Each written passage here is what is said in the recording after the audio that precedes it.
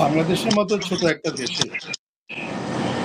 পৃথিবীতে এর চেয়ে অনেক বড় বড় দেশ এই দেশের অভিভাবকত্ব নিতে চাচ্ছে।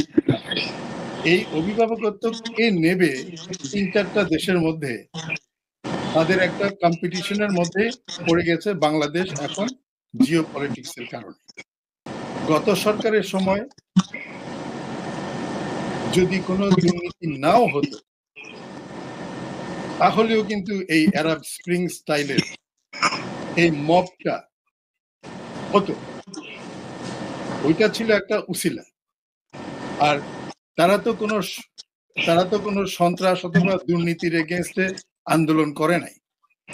তারা কোটার জন্য আন্দোলন করেছে। কোটার সমাধান হয়েছে। তারা আন্দোলনের কোনো শ্বেতপত্র দেওয়া হয় নাই। সেই শ্বেতপত্রের মধ্যে কোন রকম কোনো ডিক্লারেশন নাই। এই পয়েন্টের কোনো ডিক্লারেশন নাই। তারা যেটা ২৯ দফা দিয়েছে পরে জাম্প করে ১ দফাতে চলে গেছে। তারা মূল জিনিসটা ছিল কোটা। এখন কথা হচ্ছে পরিচয় না দিয়ে তাদের ৯ দফা থেকে ১ দফায় গেছে। ৯ দফা থেকে পরিচয়। এখন আরেকটা কথা, পরিচয় না দিয়ে আপনি পরিচয় না দিয়ে গুপ্তভাবে যখন আসবেন, তখন তো আপনার আন্দোলনটা সেটা গুপ্ত আন্দোলন হলো। সেটা তো আর আপনার ভ্যালিড আন্দোলন না। সেই কারণে আপনি একটা মব তৈরি করেছেন। এখন ওনারা হচ্ছেন বর্তমান সরকারের যে যারা উপদেষ্টারা আছেন, ওনারা হচ্ছেন মব প্রণেতা। বাংলাদেশে মব প্রণেতা। ওনারা কোনো সরকার না।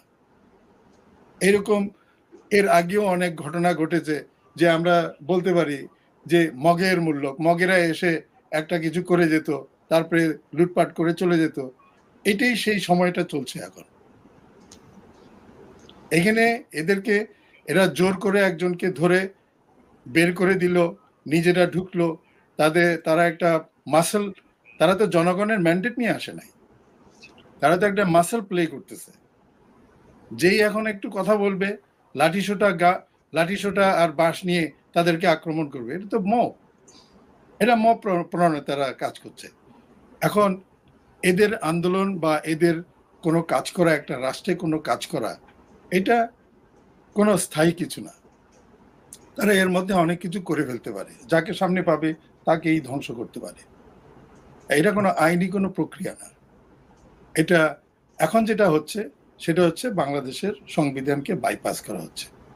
এখন বাইপাস করে কিন্তু ইনডাইরেক্টলি মার্শাল ল গভর্নমেন্ট চলছে।